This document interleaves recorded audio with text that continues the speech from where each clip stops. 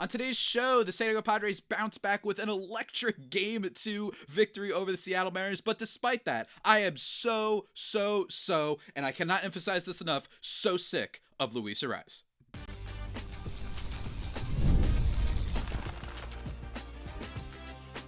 You are Locked On Padres, your daily San Diego Padres podcast. Part of the Locked On Podcast Network, your team every day. Greetings, ladies and gentlemen, and welcome to another edition of Locked On Padres podcast, which is part of the Locked On Podcast Network, your team every day for Wednesday, August 27th. As always, I am your host with sometimes the most, Javier Reyes, and I've been covering this team for almost 6 years now for not just this podcast, but various other outlets, including justbaseball.com, chief among them. Today's episode, guys, is brought to you by Gametime. Download the Gametime app, create an account, and use code LOCKEDONMLB for $20 off your first purchase. Go check that out, and go check me out on the socials, Twitter/X and Blue Sky at Javipeno, with any questions, comments, or concerns you might have. JAVIIIPENO. On today's show, guys, we are recapping last night's game, which had a lot to it. Right, we got to talk about Dylan Cease. We got to talk about Ramon Laureano. We got a lot to talk about. Really, really fun stuff. An electric game, like dare I say, a late summer classic in a lot of ways for this Padres team. Then I want to complain about something, and that is Luis Arráez, who I am just so fed up with, folks. Yeah. This is the rare ranting Javi after a win. It's a version of myself that doesn't appear often, but it's appearing on today's show, guys. Let's first talk about the general stuff, though, in yesterday's game. The Padres win by a score of 7-6, thanks to a lot of offense, and you got a lot in this game, right? Fernando Tatis Jr., not a big game for him. He does have the double to start off the game, which is very nice, but other than that, not much from him. 2 for 5 from Manny Machado, 2 for 4 from Ryan O'Hearn, and a walk. Xander Bogaerts gets a nice RBI. We actually talked about him. I believe it was yesterday's show. We talked about how, yes, he had two straight good months. Bogaerts, I think, has really shown, I think, a lot of optimism for fans, because on top of being a really great defensive player, he's just shown, okay, like this is at least going to be a solid player for this team. Not worth the contract, but at least he's going to be solid. But he has been less than great, all right? Like a 714 OPS in the month of August. So it was nice to see him get a nice RBI single in that. And then Ramon Laureano, a grand friggin' slam for the boy in this one. Just incredible stuff in the top of the first inning off Luis Castillo, who, by the way, is a pretty good pitcher. And in general, this is a very good Mariners team when it comes to pitching, right? So when you see that, the Padres launched his ERA up, it looks like, right? What was his ERA before this? It was 3.57, so nothing incredible, but certainly pretty good. Now it's 3.75. Against a Seattle team, for you to be able to put up a lot of runs, a team that has so much good pitching in there, especially starting-wise, is really cool. And Ramon Laureano remains probably the best. I really maintain it. He is not the best player that the Padres have ever acquired at the deadline, but he is by far the most immediately impactful. Him and O'Hearn, too. I think O'Hearn would be second place. I really do. I think that maybe you could argue Tanner Scott last year, right? But at least in terms of the offensive side of things, he's been incredible. Specifically, since August 1st, his MLB ranks, he has 6 home runs, which is tied for first in all of Major League Baseball. Batting average, he's hitting .330, which is the 4th best in all of baseball. And OPS, he's got a 1,004 OPS, which is the best in all of Major League Baseball since August 1st. Just been incredible. And it's amazing to think that they have another year of control for this guy. And it's feeling almost Profar-esque, right? And what I mean by that is that Ramon Laureano before this was basically like he was a major league starter, like he was an adequate replacement level player, don't get me wrong, but because of the fact that he didn't play the best defense, and he still doesn't, he didn't have as much value there, he was just kind of an player. Like he had his moments, he'd probably stay in Major League Baseball for a little bit, and that kind of reminds me of Jurickson Profar, and they both had career years with the Padres, right? Or at least not with the Padres, but Laureano isn't with the Padres, right? It was with the Orioles, but you get my point. I will say, just like Profar, it's going to be worth looking into Laureano's numbers. I think after the season ends, I'm excited to do that whenever that comes. And yes, it is so fun that they have another year of control over him. They're probably going to take that team option. I have no doubt about it, right? But it's also worth mentioning, like, will he be able to keep this up next year? I think so to a degree, but what's even more fun that I always remind myself is, yeah, but he's still, even if he were to decline a little bit, if he becomes a 260 hitter or whatever, 250 hitter, whatever it is, he's still probably going to be a better overall player than what they were putting out in left field for much of this season. So shout out to Ramon Laureano, just incredible stuff from our guy. And he's got a dog factor. He just looks sick. And like he beat himself up a little bit on a strikeout that he had, I think 2 days ago. But I was like, this guy just has an energy to him. It's reminding me a tiny bit of Jackson Merrill, right? Jurickson Profar was Mr. Smiles and like, oh, I'm going to taunt the other team a little bit every now and then. Ramon Laureano is just like, he's just like razor focused. It's amazing watching this guy. And then what's so funny is that Ryan O'Hare has also been really great for this team too. And he has been one of the better defensive players at his position, first base in baseball on top of that. So just great stuff for this Padres lineup. Love to see it. Absolutely. You also get, unfortunately, some runs give it up. We're going to talk about Dylan Cease in just a second, but I just want to say Jake Cronenworth, top of the sixth, tying the game with a single in this one. And then Freddie Fermin actually sacrifices, allowing the game-winning run to come in. Shout out to Jake Cronenworth. Why? I just don't think he's getting a lot of credit. This year, right? In bases empty, he actually has his worst numbers. He's hitting 227 with a 341 on base. It's not the worst in the world. It's an average player. And if you guys like using WRC Plus like I do, that's a 107 WRC Plus. With men in scoring position this year, Jake Cronenworth is slashing 279, 385, 407. So he's not slugging, but he is getting you those singles that allegedly the number 2 hitter in this Padres lineup should be getting. And also, he's getting a lot of walks, 128 WRC Plus. Jake Cronenworth has this like, maybe it's just being a Padre for so long. Maybe it's just part of the culture, right? Every time I think of Jake Cronenworth, I really always think of just that I trust him in certain big moments because, and granted, maybe this is my mistake, but the playoff game from 2022, the big game, the go-ahead double that he had against the Dodgers, that image of him just like pumping himself up at second base, it just stays in my mind. I just have a feeling that he's a good player in big situations. But what I do love most of all is this man is the 8-hitter, man. That is when you know that this Padres lineup is very good. The fact that a player like Jake Cronenworth is 8, it's good, man. It's good.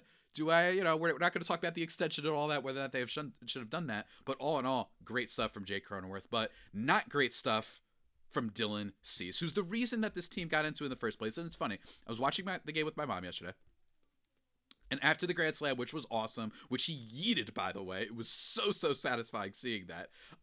After the grand slam, it's 5-0, and it was like, well, we're gonna need it because it's Dylan Cease today. And Dylan Cease, I have to credit him, is doing a great job of proving me right over and over every time I am worried, despite how many runs that the Padres score. But first, guys, before we get into that, let me talk to you about one of our sponsors, and that is our good friends over at Gametime. Ladies and gentlemen, we love Gametime on this show. Why? Because there's nothing like catching a baseball game live. The energy, the crowd, the chance to see your team in person. But actually getting tickets, it can be a little bit tough, right? Queues, login screens, surprise fees. It just kind of takes the fun and joy out of what will happen when you're going to a game, right? And that's why I use Gametime, the app that gives the advantage back to you. The fans' Gametime is fast, easy, and backed by the Gametime guarantee. You'll always get 100% authentic tickets delivered on time and at the best price. Plus, all fees are included, so the price you see is actually going to be the price you pay. It's not going to be this thing where you pay, $45 for a ticket, and then all of a sudden you're paying $67, right? And you're like, what? No, it's great. It's really, really great. They make it super simple. For you. I love the zone deals. You just pick a section and then Gametime will pick the seats and you save from doing that. It's awesome. Prices go down closer to the game time begins. You see? But it's a great app, guys. Go check it out. Download the Gametime app, create an account, and use code LOCKEDONMLB for $20 off your first purchase. Terms apply. Again, that's promo code LOCKEDONMLB for $20 off. Swipe, tap, ticket, go. Download Gametime today. But also, I got to give a shout out to another sponsor, and that's our good friends over at FanDuel, ladies and gentlemen, because the NFL season is almost here, and FanDuel is making sure you're ready for kickoff with a can't-miss offer. Right now, new customers can bet just $5, and if your bet wins, you'll get $300 in bonus bets to use across the app, just in time for that football season. Who you got? Eagles, Cowboys? Who you got? Chargers, Chiefs? I hope you choose the former, everybody. But if you don't, and they win, then good for you. So shout out to FanDuel. Are you ready to play? Download the FanDuel app now by visiting FanDuel.com to get started. That's FanDuel.com to place your first $5 bet. Go on and check it out.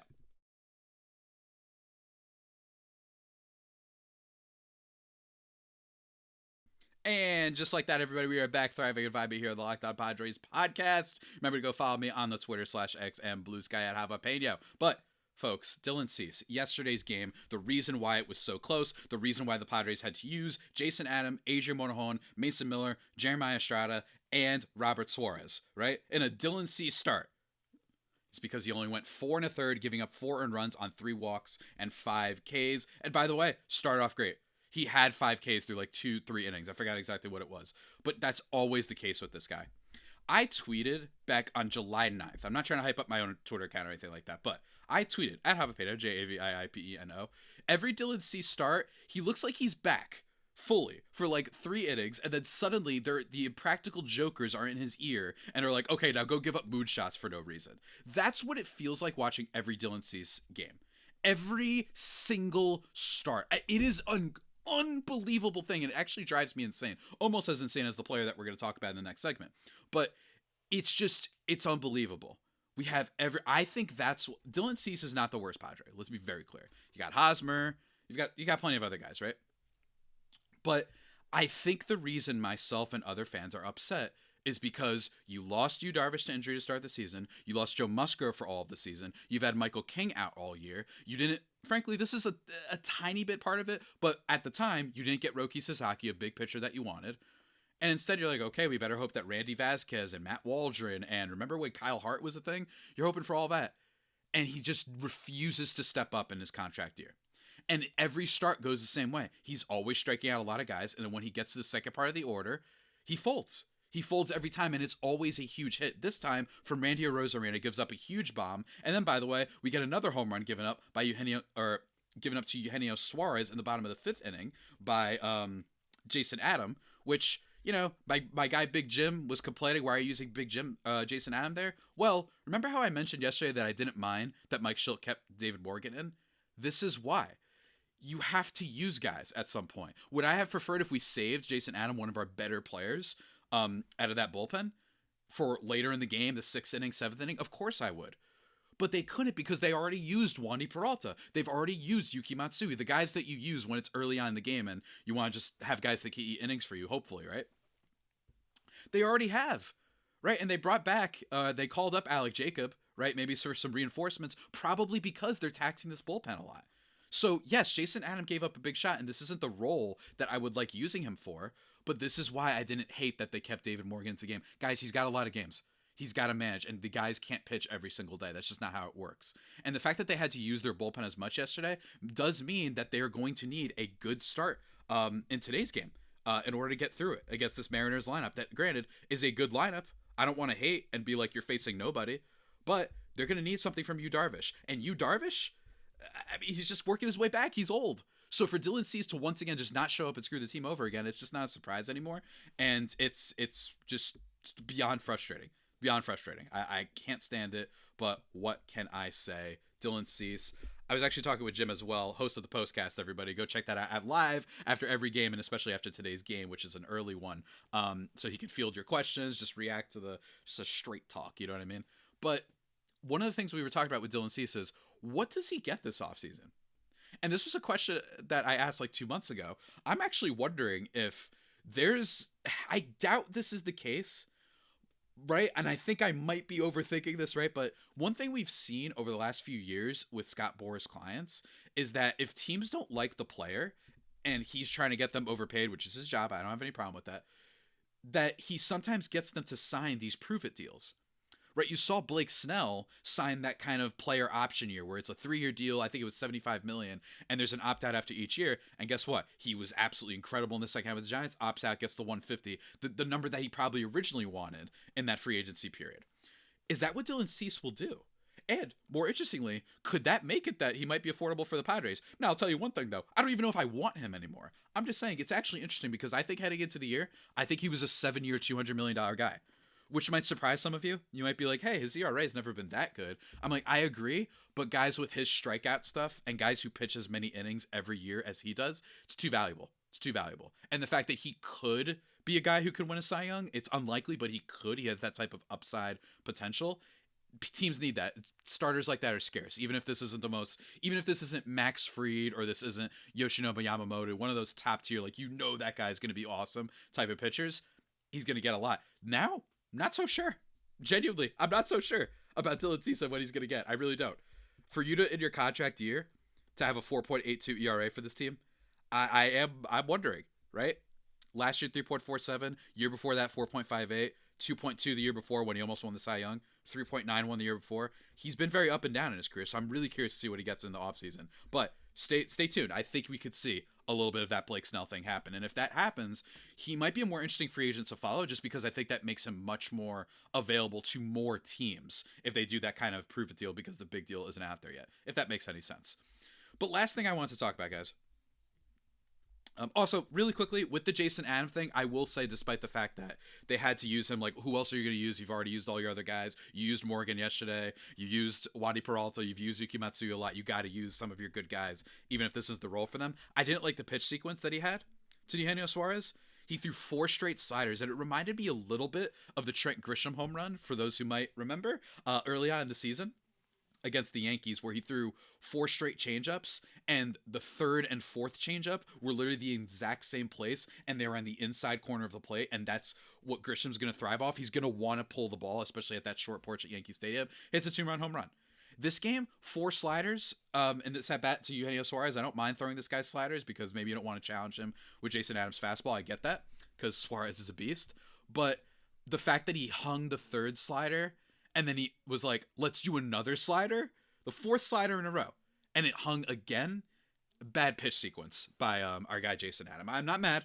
I'm not mad at him as a player. I'm not like scorching hot upset about him. I'm just saying that was a miss, in my opinion. I don't like it when you throw 4 of the same pitch to the same guy, and then it's the same spot for the 4th one. Not the same exact spot. It wasn't as bad as the Grisham one, but still, that's what it reminded me of. But folks, you know what it reminds me of? Just eternal damnation. You know what reminds me of just why I sometimes hate the sport of baseball? You know what reminds me of why I sometimes understand the detraction, the minimizing of a manager's role in Major League Baseball? It's the total adherence and blind loyalty to a player like Luis Arráez. But folks, before I get into what I imagine might be a much anticipated rant for some listeners of this show, maybe not some others, I gotta talk to you about our friends over at Upside, new sponsor for the show. And here's the thing, folks. Are you still paying full price for gas? Please, rookie moves, rookie mistake. Stop leaving money behind. Get real cash back every time you fill up with the free Upside app. That's right. Simply download the free Upside app in the App Store or Google Play right now and start earning cash at the pump today. Use my limited time promo code and get an extra season and get an extra 25 cents back per gallon on your first fill up. You can make up to $300 a year from buying the gas you already needed. At first, I thought it was too good to be true, but it's totally legit. Real people are getting paid just to make their daily commutes. It's great, and you can too. Plus, you can cash out anytime to your bank account, PayPal, or an e-gift card for Amazon and other brands. Don't let this offer drive on by. Download the free Upside app by using my limited time promo code SEASON for a limited time 25-cent per gallon bonus. That's promo code SEASON. Offers vary by user and location. Go to upside.com for terms and conditions. Go check it out.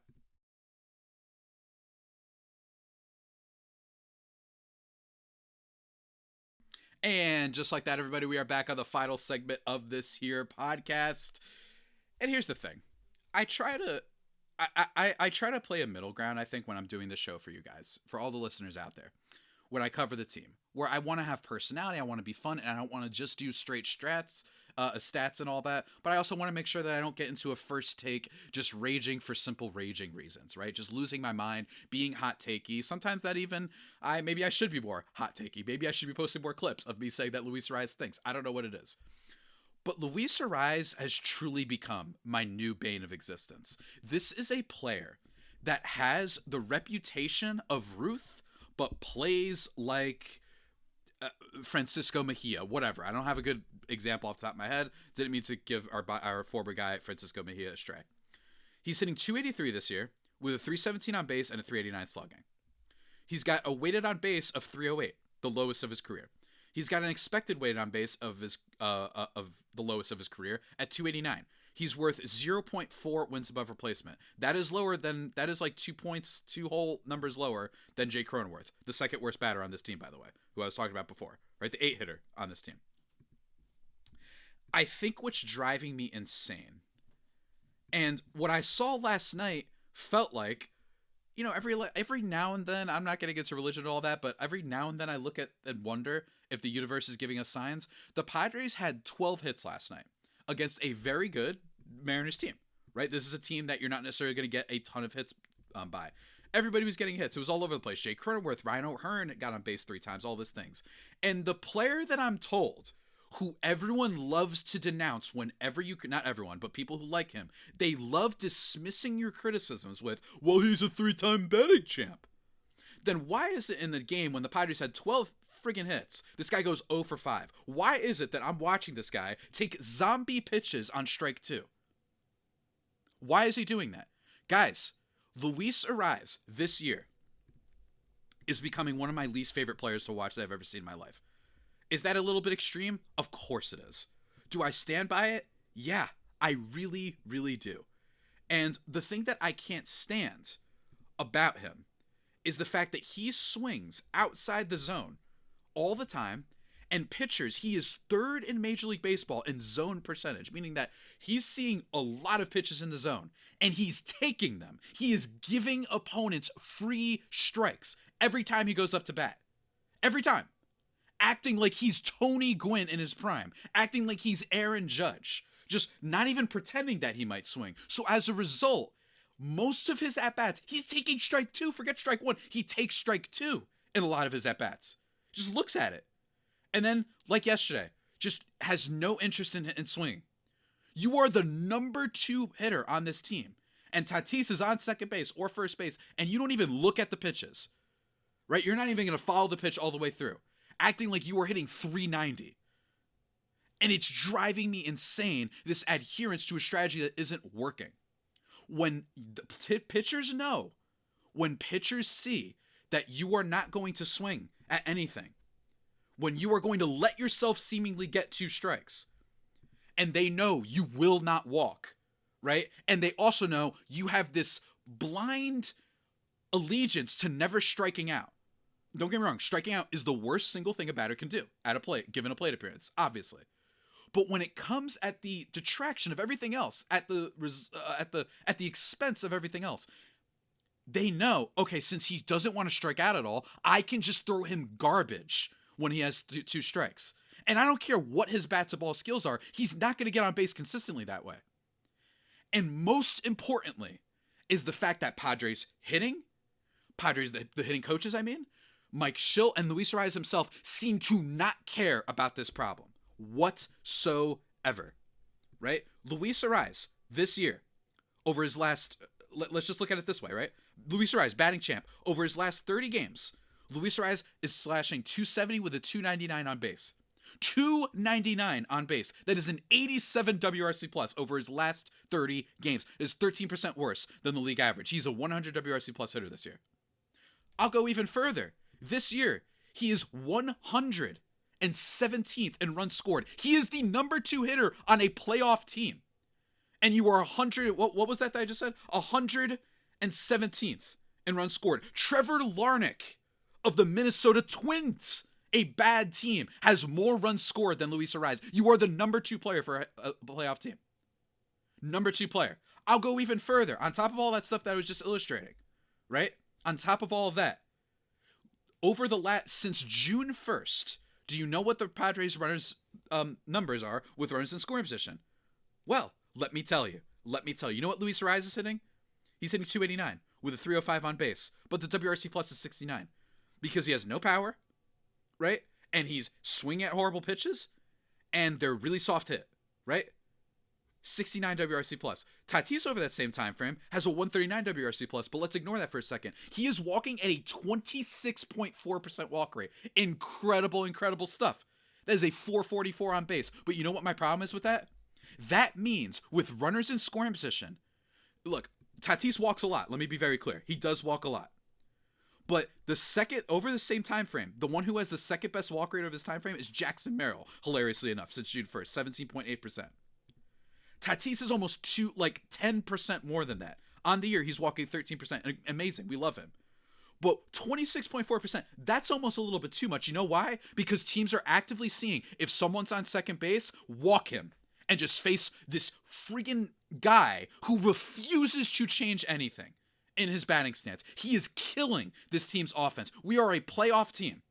The Padres are 13th in WRC plus. I mentioned this the other day. They're an above average team in total offense that accounts for everything. Yet they are 22nd in runs scored. Why is the second worst, dare I say, worst batter outside Freddie Fermin hitting second on this team? You have Ryan O'Hearn, who has a really high 370 on base percentage and can hit for power. Why is he not hitting second? Frankly, why is Jake Cronenworth not hitting second? He has a higher walk rate. He sees a lot of pitches, doesn't hit into double plays, won't take away from when Tatis is trying to steal base. Frankly, I wouldn't mind Xander Bogaerts there. Frankly, I wouldn't mind Jackson Merrill there, even if Jackson Merrill is down this year. I am so sick of this guy. I really, really am. And I'm losing it on today's episode, right? And if he blocks me on Twitter, because that's a new thing I've seen him doing, then so be it. But I am so sick of this. And Mike Shildt is a big part to blame. Why are you blindly putting this guy into the second spot? Why can't we just try another spot in the lineup? We have a month left. I'm not saying that he can never bat 2 again. I'm not saying that. What I'm saying is, why are we having an innings killer, number 2 in a playoff lineup? And also, they didn't just trade for Arraez. If they just traded for Arraez, that's one thing. Coming off that year, right, when he hit 350 with the Marlins in 2023. He was a great player. He was a great player. He was super fun to watch. But he has not been that for the Padres. And teams, when he gets up there, they're like, this is awesome. This is great. I get to watch this guy who thinks he's Barry Bonds in his prime and can just let strike 2 come in, and then he swings at some garbage that's softly hit to the left fielder. And then, if Tatis is up, I'm just going to walk him. Maybe that's part of what's throwing Tatis off a little bit. I'm not going to fully go as that far, like fully to that point. But maybe it's throwing off Tatis just a tiny bit that he knows he's not going to get any really good pitches to hit because they just rather face Arraez. All right, maybe Tatis will hit us, but I'd much rather just walk him. You know what I mean? Let me just walk the guy. I don't love walking players, but I'd much rather do that and face Luis Arráez, which is just a free out. And then all of a sudden it could be 2 outs. Because remember, this is the top of, let's say Freddie Fermin or Jake Cronenworth got on base. You know what I mean? You might have an out because those are, bottom of your order guys. One of those guys likely had an out. So teams are like, cool, now it's 2 outs. And now all the onus is on Manny Machado, Gavin Sheets, Ryan O'Hearn, whoever, to drive in the run. And they usually have been very good. This is a good team. But I'm so sick of it, man. I really am. And I would love to know your guys' thoughts as well on Luis Arraez. And if I'm wrong, please give me reasoning for this. But I'm begging you, I'm going to swan dive into the Grand Canyon. I am going to ask for Wolverine to impale me with his claws. I am going to ask to be thrown into a pool of nuclear waste if the only reason you give me is because he's a 3-time batting champ. I don't care. I do not care. Why is he batting second? I'm losing my mind. But with all that being said, everybody, that about does it for today's edition of the Locked On Padres podcast. The only pod that may be better than the Padres themselves. Remember to subscribe to the podcast wherever you get your podcasts from. Stay tuned tomorrow when I think I'm going to talk about Luis Arraez again and rant a little bit. But I want to talk about why Luis Arraez, more than just the numbers, is frustrating, and why I think he represents like a cultural divide in baseball that drives me insane. We're going to talk about all that tomorrow.